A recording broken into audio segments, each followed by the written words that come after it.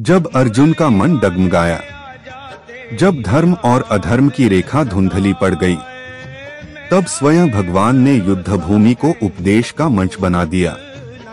उसी युद्ध भूमि से निकली वेदों का सार, ज्ञान का अमृत और जीवन का मार्गदर्शन, जिसे हम कहते हैं भगवद गीता।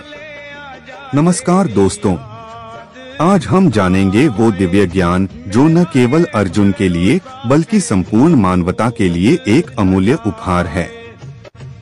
भगवद गीता का ज्ञान भारतीय दर्शन और अध्यात्म का सार है। यह महाभारत के युद्ध के मैदान में भगवान श्री कृष्ण द्वारा अर्जुन को दिया गया दिव्य उपदेश है। इसमें 700 श्लोक हैं और यह 18 अध्यायों में विभाजित है। कुछ मुख्य ज्ञान भी। भगवद गीता के प्रमुख ज्ञान बिंदु।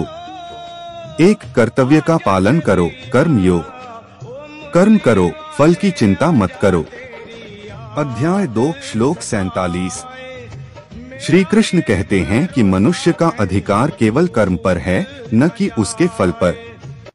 2. आत्मा अजरमर है, आत्मज्ञान। न आत्मा को काटा जा सकता है, न जलाया, न गीला किया जा सकता है, न सुखाया जा सकता है। अध्याय 2 श्लोक 23।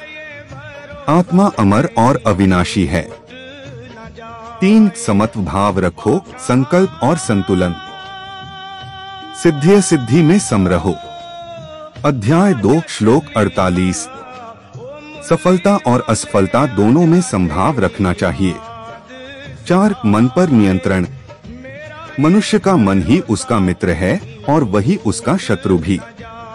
अध्याय 6 श्लोक 5 से 6। मन को वश में करना ही आत्मविकास की कुंजी है।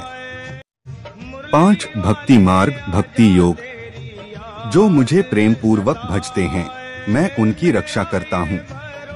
अध्याय 9 श्लोक 22। ईश्वर सच्चे भक्त की सदैव रक्षा करता है। 6. सच्चा ज्ञान, ज्ञान योग। ज्ञान से ही अज्ञान का नाश होता है। अध्याय 4 श्लोक 38।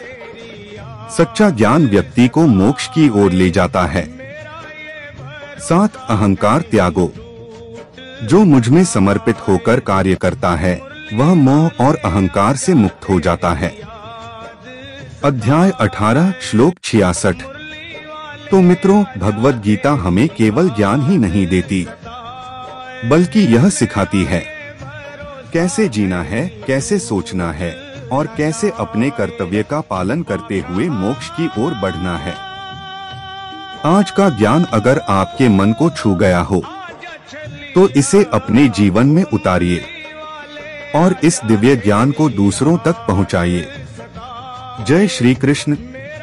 धर्म की राह पर चलें, कर्म करते रहें और गीता को अपने जीवन का हिस्सा बनाएं। अगर आपको यह वीडियो पसंद आया हो तो लाइक करें, शेयर करें और हमारे चैनल को सब्सक्राइब करें, ताकि अगली बार जब श्री कृष्ण बोले तो आप सुनने से चूकें नहीं।